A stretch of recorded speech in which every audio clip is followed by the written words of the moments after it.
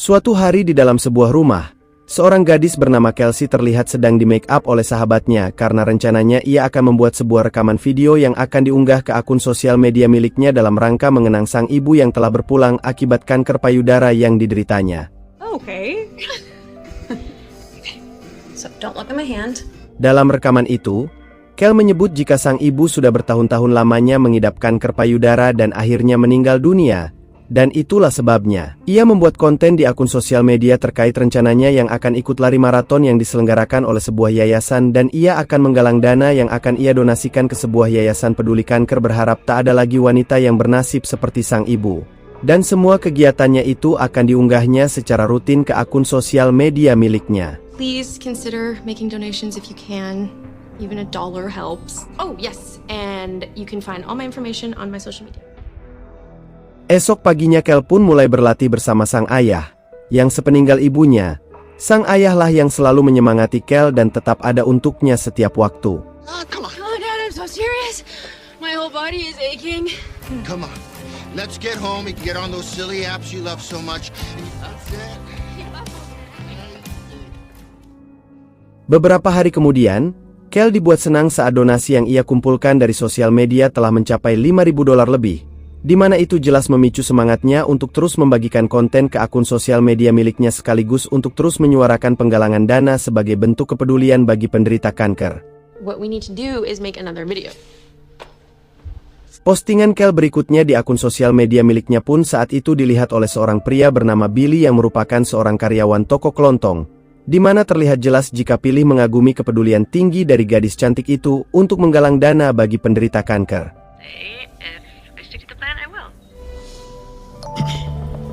Sepulang bekerja, tetangganya yang bernama Bert menyapa Billy dan kagum dengan bakti Billy pada sang ibu yang menderita kelumpuhan dan harus hidup di atas kursi roda, dan diketahui jika Bert harus menggunakan alat bantu pendengaran agar bisa berkomunikasi dengan lancar.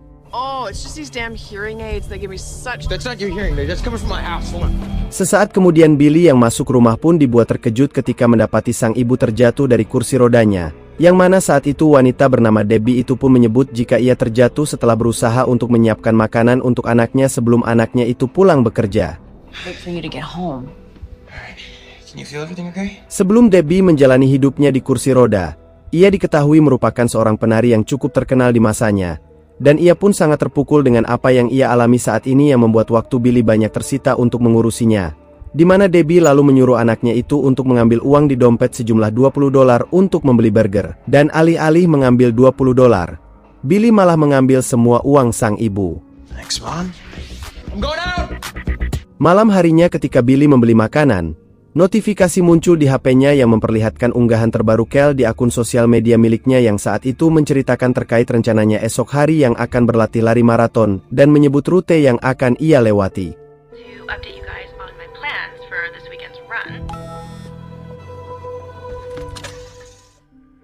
Pulangnya dari sana, Billy melihat sang ibu yang sibuk mencari sisa uangnya yang tak tahu jika telah diambil Billy. Namun saat itu Billy yang ditanyai sang ibu pun tak mengaku jika ia mengambil semua uang tersebut. You took $60 out of the bank for me. Debbie yang tak enak hati pun perlahan berkata pada anaknya itu bahwa sudah terlalu banyak waktu yang dihabiskan Billy untuk mengurusinya dan sudah saatnya Billy memiliki pacar. Namun Billy terdiam dan berkata bahwa ia belum memikirkan hal itu dan hanya ingin fokus untuk sang ibu.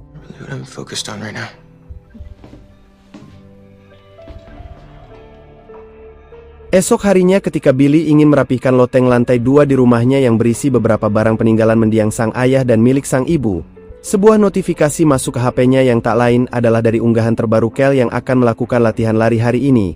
Dan sesaat, seperti ada yang sedang direncanakan oleh Billy. Sementara itu, Kel yang berada di rumah bersiap untuk melakukan latihan lari 10 mil pertama di hari itu, dan menolak ketika ayahnya ingin menemaninya serta berkata jika ia akan pulang sebelum siang hari. Goodbye.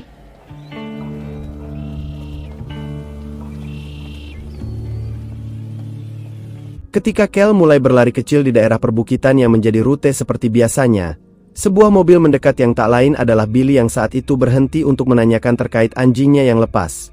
Namun saat itu, Billy menyebut jika ia mengenal Kel dari unggahan di sosial media. di mana Billy lalu meminta bantuan Kel untuk menyebarkan lebaran kertas poster anjingnya yang hilang itu yang ia simpan di kabin belakang mobilnya.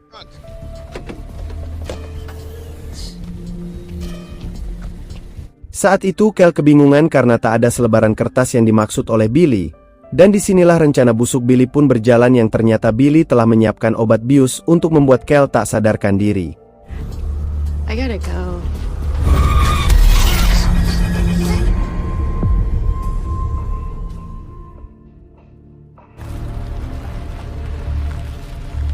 Ketika sampai di rumah, Billy kebingungan bagaimana cara ia membawa Kel masuk rumah, mengingat sang ibu tak jadi menjalani terapi karena satu masalah. Namun saat ia mendengar kabar bahwa sang ibu akan bisa kembali berjalan dalam 6 bulan jika rutin melakukan terapi, Billy seolah tak suka mendengar kabar baik itu. Out of this chair within 6 months. Really? You okay? Yeah, fantastic. Tepat setelah Debbie dan berpergi, Billy segera membopong Kel ke dalam rumah yang langsung ia sembunyikan di loteng rumahnya yang sebelumnya telah ia rapihkan. We can start our lives together. Bersamaan dengan itu, HP milik Kel yang terjatuh pun terus berdering karena panggilan masuk, di mana bibi Kel yang bernama Sofia pun rupanya sedang mencari keberadaan Kel, hingga akhirnya ia berhasil menemukan HP milik Kel tersebut dan meyakini ada hal buruk yang terjadi pada Kel. Bersamaan dengan itu, Kel yang baru sadarkan diri dari efek obat bius pun terkejut saat mendapati dirinya terikat di dalam sebuah ruangan asing dengan sebagian pakaiannya yang telah terlepas dari tubuhnya. Hingga saat Billy datang ke sana, ia akhirnya sadar bahwa Billy lah yang telah membawanya ke sana dan bertanya terkait apakah Billy telah merenggut keperawanannya. Am I still a virgin? No, I didn't touch you. I need my wife to be pure. You think we're married? Saat itulah Billy mengaku jika ia belum menyentuh Kel sedikit pun dan mengatakan bahwa ia ingin Kel menjadi istrinya yang jelas membuat Kel terkejut. Namun jika Kel tak bersedia, Billy mengancam jika ia tak segan untuk tetap mengurung Kel di ruangan yang pengap itu. You have to earn that privilege. What if I don't want it? You can stay up here. Kel yang mendengar itu pun dibuat dilema dengan pilihan sulit tersebut. Pasalnya, ia sama sekali tak mengenal Billy dalam hidupnya sebagai orang asing. Hingga mau tidak mau, Kel terpaksa menuruti keinginan Billy itu.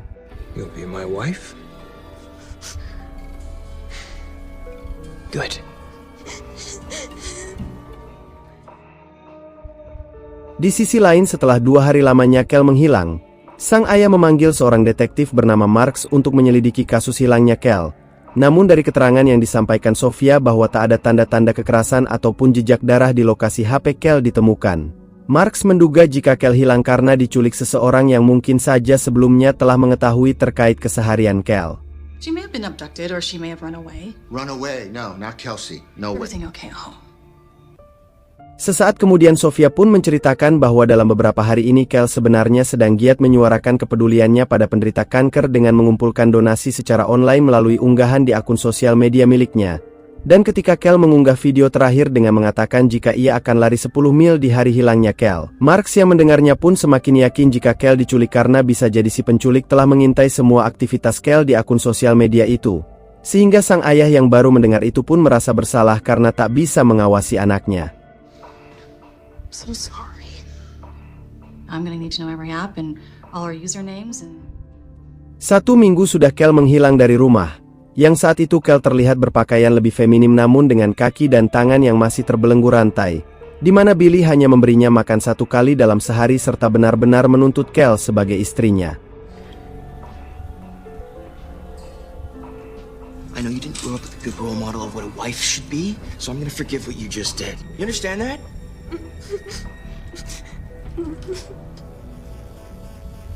Sorry. 6 minggu setelah Kel hilang, Kel belajar untuk bersikap baik pada Billy meski terpaksa. Dan Billy pun menceritakan bahwa di rumah itu ada sang ibu yang tinggal bersamanya dalam keadaan lumpuh di kursi roda setelah mengalami kecelakaan mobil. Namun di hari itu, untuk pertama kalinya Billy pun melepaskan rantai di tubuh Kel untuk dimandikan. Someone a bath before?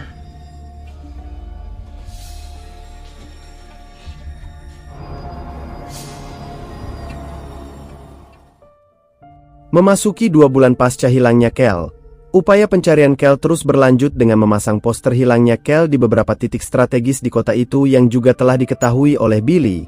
Namun sejauh ini Billy masih bisa menyembunyikan terkait keberadaan Kel di loteng rumahnya pada sang ibu yang kini telah menunjukkan perkembangan signifikan dengan mampu berdiri meski bertumpu pada kursi roda. Really happy for you, Mom. Seriously. Kel sendiri terlihat menangis karena teringat dengan mendiang sang ibu serta meratapi nasibnya yang harus berada dalam penyekapan pria asing, dan hanya berharap keajaiban datang untuk bisa selamat dari sana. Dan ketika Billy datang ke sana, Kel yang sudah 1 hari lebih tanpa makan dan minum pun memintanya pada Billy. Namun Billy terlihat kesal karena Kel tidak menunjukkan sikap baik sebagai istri yang ia harapkan.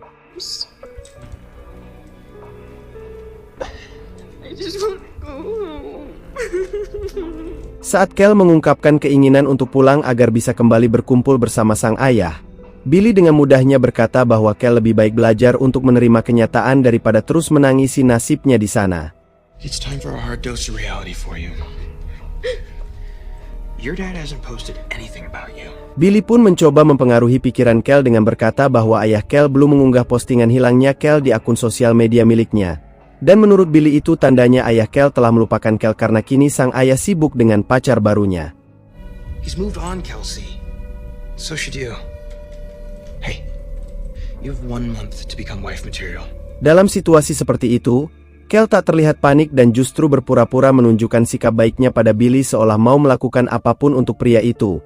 Dan tepat saat Billy berbaring di ranjang untuk menikmati sentuhan Kel. That's it.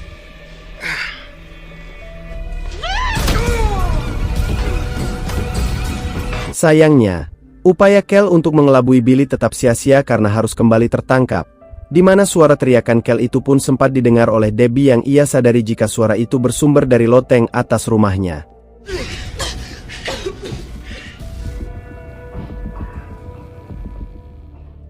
Beberapa waktu berlalu, Debbie yang mengetahui jika Billy belum membayar cicilan rumah pun lalu menanyakan pada Billy padahal uang di tabungannya telah habis. Namun Billy berdalih bahwa semua pengeluaran itu dibayarkan untuk keperluan medis serta terapi sang ibu. Hingga saat sang ibu menyinggung terkait suara berisik yang ia dengar dari loteng atas, Billy beralasan jika itu suara berisiknya karena sang ibulah yang menyuruhnya untuk menjadikan loteng atas rumahnya sebagai tempat kebugaran untuk Billy. Told me to build a gym up there, okay? Is that what you did? You wanna see? Come on, I'll take you up there right now. Come here. No, hold back off! Second job. Esok paginya, Debbie yang hendak mandi pun menemukan beberapa helai rambut panjang yang diakini bukanlah rambut miliknya. Hingga saat itu, ia menanyakan pada Billy terkait apa yang sebenarnya dilakukan Billy di loteng atas rumah mereka. Namun Billy kembali berbohong bahwa ia berada di atas sampai larut malam hanya demi melatih kebugaran sesuai dengan yang sang ibu ketahui. Sedangkan rambut itu adalah rambut pacarnya yang datang ke rumah saat sang ibu tak ada. Namun jawaban itu justru membuat Debbie ragu dan meminta Billy untuk membuktikannya. Dan lagi-lagi, Billy kembali menutupi kebohongan yaitu dengan mengatakan bahwa pacarnya itu sedang sakit. So prove it. Nope. How about a photo? A photo? So that you're lying and I am going to find out. Setelah itu, tanpa sepengetahuan sang ibu Billy pun kemudian pergi ke loteng dan minta Kel untuk berpura-pura sakit agar bisa ia foto yang akan dikirimkan pada sang ibu. Namun ketika foto itu telah diterima Debbie, ia merasa ada kejanggalan dari foto itu saat latar belakang foto itu menunjukkan properti barang miliknya yang berada di loteng atas rumah. Dan itu berarti ia menyadari bahwa ada sesuatu yang sedang disembunyikan oleh Billy di loteng atas rumah mereka.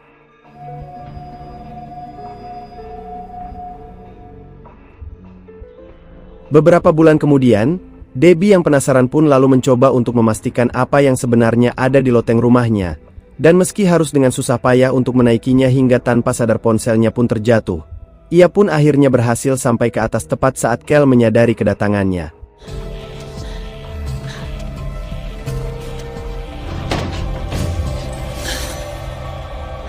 Debbie lalu bertanya pada Kel terkait keberadaan Kel di sana, di mana saat itulah, Kel pun menceritakan apa yang terjadi pada dirinya hingga sampai Billy menyekapnya di sana dan memaksa Kel untuk menjadi istrinya. Yang ternyata Kel sudah terkurung di sana selama 15 bulan, dan dengan terus menangis, Kel meminta pada Debbie untuk membantunya pergi dari sana. When? January 22nd. You've been here over a year? I need to go home to my dad. Yes. Saat Debbie ingin menghubungi polisi menggunakan HP-nya, ia baru menyadari jika HP-nya tadi terjatuh saat ia berusaha menaiki anak tangga yang menuju ke loteng rumahnya itu. I will go down there and I will call and I will get you out of here. Ketika Debbie baru saja turun untuk mengambil ponselnya, rupanya ponsel itu telah berada di tangan Billy yang ternyata sedari tadi telah mendengar percakapan Kel dan Debbie. Hingga jelas, Billy tak akan pernah memberikan HP sang ibu karena ia tak ingin masuk penjara dan kehilangan Kel begitu saja. What is going on? Now that you know my real secret, things are gonna change around here. Billy yang tak mau aksi bejatnya terbongkar pun lalu membawa sang ibu ke kamar dan membantingnya ke kasur. Di mana amarah Billy pun kian menjadi saat ibunya terus berteriak dan mengatakan jika Billy bebas melakukan apapun padanya asalkan Billy mau melepaskan Kel. Namun Billy tetap tak peduli dan berlalu pergi membawa kursi roda milik sang ibu. Sweet dreams, Mommy. Pagi harinya Billy pun kembali mengintimidasi Kel dengan perlakuan kasarnya agar Kel tak coba-coba lagi untuk kabur. Dan tepat di hari ulang tahunnya itulah, Kel lagi-lagi diruda paksa oleh Billy. October 22nd, right? We'll make it work. Bersamaan dengan itu, Debbie yang terkurung di kamarnya pun berusaha untuk bangkit dari tempat tidur yang rencananya akan kabur melalui jendela. Namun sayangnya upaya Debbie diketahui oleh Billy dan kembali mendapat perlakuan kasar dari putranya itu. Hingga untuk mencegah kaburnya sang ibu, Billy pun memasang alarm di area depan rumahnya yang saat itu diketahui oleh Bert. Namun dengan pintarnya Billy berbohong dengan mengaku bahwa sang ibu baru-baru ini mengidap penyakit tidur sambil berjalan. Dan itulah sebabnya ia memasang alarm untuk mengantisipasi sesuatu yang buruk terjadi pada ibunya itu. Last night she snuck out of the house in her nightgown. It took me an hour to find her. Bert yang mendengar itu pun justru berniat membantu Billy untuk mengatasi penyakit sang ibu. Karena kebetulan mendiang suaminya dulunya pernah mengidap penyakit serupa. Namun Billy menolak bantuan dari Bert karena sebenarnya ia tak mau kebohongannya terungkap. But the second you decide you need anything, you call me and I will be right over. You got it. Okay. Singkat cerita, Billy pun akhirnya menempatkan Debbie dan Kel di ruangan yang sama agar mudah mengawasinya. Terlebih Kel yang kini mendapat tugas lain untuk mengurus Debbie dan juga melayani semua kebutuhan Billy termasuk kebutuhan biologisnya. Dan ketika Billy pergi, Debbie yang kembali menawarkan diri untuk membantu Kel pun mendapat penolakan dari Kel karena Kel mengira jika Debbie dan Billy bersekongkol. Namun dengan tegas Debbie membantah tuduhan itu karena ia benar-benar ingin membantu Kel untuk pergi. Dan agar semua berjalan dengan lancar, Debbie menyebut jika mereka harus berpura-pura seolah saling membenci, sehingga ia bisa mencari celah dan kesempatan agar Kel bisa pergi. I think if we act like we hate each other, if they're more in control. Ketika Kel mulai menjalankan tugas yang diperintahkan oleh Billy, rencana mereka pun dijalankan dan seolah Debbie tak menyukai apapun yang dilakukan oleh Kel. Hingga saat Billy meminta Kel untuk membantu mengoleskan krim wasir sang ibu, Billy meninggalkan keduanya di sana. Sesaat setelah Billy pergi, Debbie mengatakan jika ia telah memiliki ide untuk membantu Kel pergi, di mana ia lalu meminta Kel untuk mengambilkan obat tidur miliknya yang masih tersisa 2 butir lagi. Yang rencananya obat itu akan digunakan untuk membuat Billy tertidur dengan waktu yang cukup lama dan kebetulan Billy akan berulang tahun hingga kesempatan itu sangat terbuka lebar. Rest of me, I've got a birthday surprise planned for him. Debbie meyakini jika itulah cara terbaik yang mereka miliki dan harus dikerjakan dengan cepat. Hingga saat nanti Billy tertidur karena reaksi obat itu, Kel bisa menggunakan HP Billy untuk menghubungi 911. Dan di kesempatan itulah Debbie meminta maaf pada Kel atas apa yang terjadi. So sorry that he did this to you. Tiba di malam ulang tahun Billy yang dirayakan seadanya oleh mereka, di mana saat Debbie berbincang dengan Billy untuk mengalihkan perhatiannya, Kel dengan cepat mencampurkan obat tidur itu ke dalam minuman untuk disajikan pada Billy. Namun saat ia memberikannya, Kel yang terlihat gugup pun nyaris membuat Billy curiga. I just want... Tak lama kemudian, terdengarlah suara ketukan pintu rumah yang ternyata adalah Bert yang ingin bertemu Debbie sekaligus memberikan kado ulang tahun Billy. Dan di momen itulah, Debbie mengatakan pada Kel jika pun rencana mereka malam ini harus gagal, mereka bisa mengulangnya nanti di waktu yang tepat. That I went nuts. Stick with the plan. Billy pun lalu kembali bersama mereka dan membawa minuman itu untuk dibuangnya. Dan saat itulah, ia akhirnya tahu jika minuman itu telah dicampurkan sesuatu oleh Kel yang membuat Billy murka pada gadis itu. Namun Debbie membelanya dengan menyebut jika ialah yang mencampurkan obat itu ke minuman Billy yang jelas membuat Billy tak mampu menahan amarahnya pada sang ibu. Why? You wanna know why? This is a prison? You haven't seen anything yet. The only reason you're still alive is because your disability checks. Puncak dari amarahnya, Billy pun membuang obat radang sendi milik sang ibu dan kemudian penderitaan Debbie serta Kel pun terus berlanjut ketika mereka terkurung di rumah itu. Hingga tak terasa sudah 20 hari lamanya mereka tak pernah keluar rumah. Billy pun kemudian kembali berhasil mendapatkan calon korban barunya, yaitu seorang wanita yang kerap berkunjung ke pantai dan sering memposting kegiatannya di akun sosial media milik gadis itu. Dan dengan pedenya, ia memamerkan pada Kel terkait korban barunya. Who is she? Replacement. You're not going anywhere. Saat perhatian Billy tertuju pada profil gadis itu, Kel tak sengaja menemukan obat radang sendi milik Debbie dan menyimpannya secara diam-diam. Hingga ketika kondisi Debbie kian memprihatinkan, Kel meminta pada Billy untuk mengakhiri semua penyiksaan yang dilakukan Billy pada ibunya, namun Billy tetap saja menolaknya. Dan sesaat setelah Billy pergi, Kel memberikan obat yang ia temukan tadi pada Debbie serta menceritakan bahwa Billy telah menentukan calon korban barunya, yaitu seorang gadis yang lebih muda dari Kel. He's looking to bring another girl here. Debbie yang mendengar itu pun merasa jika mereka harus segera membulatkan tekad untuk kabur dari sana sebelum ada korban baru. We have to get out of here.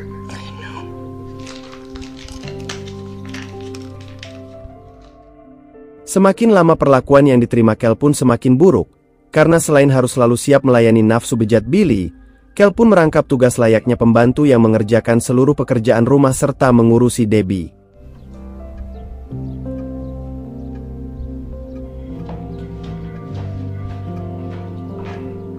Batas kesabaran Debbie atas penyekapan Billy kepadanya dan Kel pun akhirnya habis, di mana ia pun lalu menuangkan cairan kimia yang mudah terbakar ke teras rumahnya dan lalu menyulutnya dengan api yang seketika api pun membesar begitu cepat. Bersamaan dengan itu, alarm penanda bahaya di rumah itu pun berbunyi yang sampai memekakan telinga Bert yang kebetulan saat itu melintas dan mendekat ke rumah Debbie untuk memastikan apa yang terjadi. Ia pun lalu berinisiatif untuk segera menghubungi pihak polisi dan damkar, di mana tak lama kemudian pihak kepolisian dan damkar pun berdatangan ke rumah itu dan berhasil mengevakuasi Debbie yang beruntung ia tak mengalami luka bakar cukup parah. Namun saat itulah, dia mengatakan bahwa ada seorang gadis di dalam rumah itu yang mungkin saja sedang bersembunyi, dan tanpa menunggu lama, pencarian pun segera dilakukan.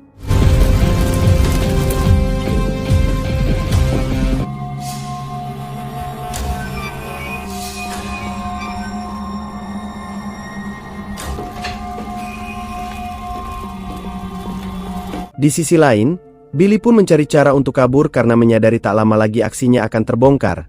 Dan bersamaan dengan itu, Kel berhasil ditemukan di dalam sebuah lemari saat bersembunyi dan ia pun mengatakan bahwa Billy yang menyekapnya di sana berhasil kabur melalui jendela. Hingga Billy pun akhirnya berhasil ditangkap tanpa perlawanan.